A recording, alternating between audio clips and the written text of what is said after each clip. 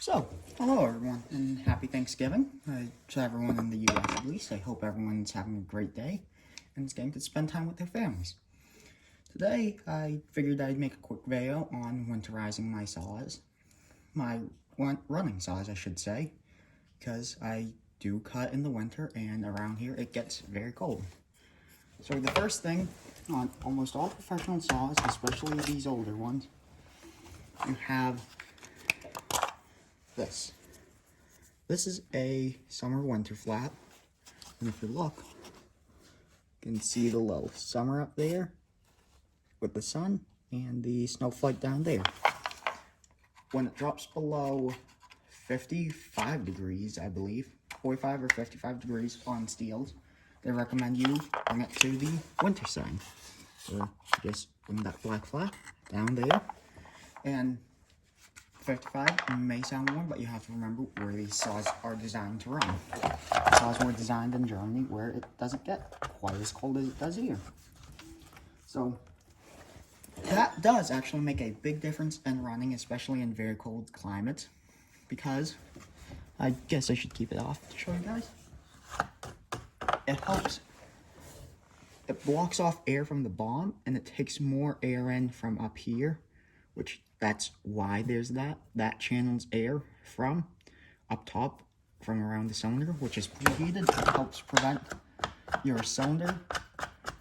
It keeps the warmth from the cylinder and brings it to the carb, which prevents your carburetor from freezing. That is something that happens in the winter, even with that installed, especially when it gets well below freezing. The other major thing I do on my steel saws is this. This is a cold weather cover. Goes on the actual starter cover, just with two T27 screws. This is something that I would not be able to cut in the winter with this saw without it. It helps keep heat within the saw. It prevents cold air from as much cold air from getting into the saw, so it keeps the air in the saw warmer, which helps keep the carburetor warmer. And the biggest thing for me is it prevents snow from getting into this area. You don't have to kill those screws, but as you can see, it blocks off that lower area. This prevents snow from building up within the clutch cover, which can. The 066 steels were really bad about it, where if you got snow onto the coil, which sits right around here, the coils would break and stop working. It also prevents snow from getting up in here, which prevents it from getting thrown up into the air filter as well. The Husqvarnas don't have that feature. They don't need it, in my opinion, nearly as badly as the steels do. Some of the 5 Series saws do come with the covers, not so much in North America. I've gotten a couple over the years, but the Husqvarnas, in my opinion, seem to be less sensitive to the temperature than the steels are. This is how I run it all winter long. I do change the gas and oil because the winter gas is slightly different than the summer gas around here, and this saw is loyal to me. I've only had it for a year, but I still cut with it when it was extremely cold, and I've used these saws when it was well below -30. I've used them as low as -40. It's not fun cutting in those temperatures, but when you're cutting in those temperatures, it's usually a matter of getting yourself dug out of a situation where you can get back home. You're out on the road, and the road's frozen over, and a tree comes down in a storm. You need to get past the tree to get home.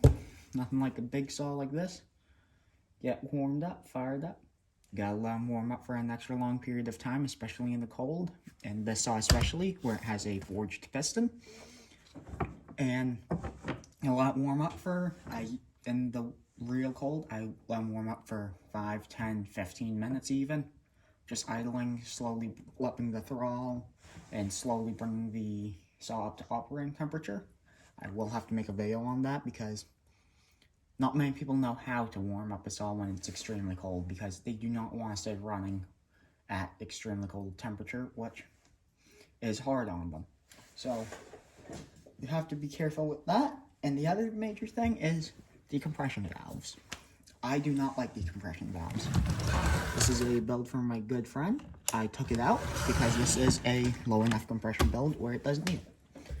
This saw, however, I avoid decompression valves on all the saws that don't need one. This saw needs one.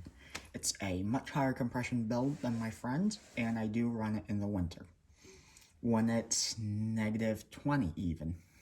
You guys saw that makes about 200 psi of compression. It is extremely difficult to start in cold weather. Just any one of you guys who's an old school logger who has had to start a Husqvarna 2100 when it's below freezing at all, below 0 degrees Celsius or 32 degrees Fahrenheit, know how difficult those saws were to start because they lacked the decompression. This saw is similar, and that's the only reason I left the decomp in. In the summer, I don't use it. In the winter and even in the fall, as it starts to get colder, I need to. Yes, I could have built the lower compression saw, but I wanted a saw that still maintained plenty of power, and in the cold, this is a great saw. It's able to be sawed with the decomp, and it has more power than most of my friends because it is still a ported saw in the end. But that's all I wanted to go over today. It's Thanksgiving. Hope you guys are having a great Thanksgiving, and if you're watching this on Thanksgiving, I really appreciate you guys taking the time to watch this video. I know I'm a new channel. I know I don't have a big following, but each and every one of you guys who likes, comments, and subscribes, I truly appreciate.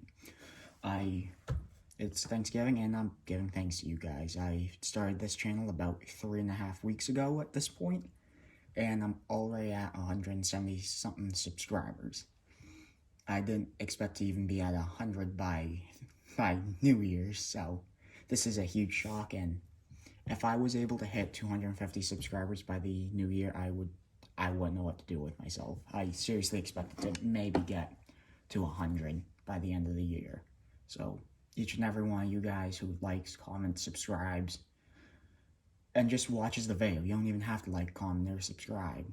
Just the people who watch these videos, the people who watch my shorts, I truly am speechless at the feedback I've been getting.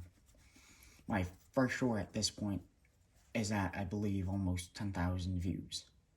I didn't expect to get that within a full 12 months of being on YouTube, never mind the first video I made. And I don't want to get sappy on you guys, but thank you guys. I really appreciate all the support. You guys are awesome. But with that being said,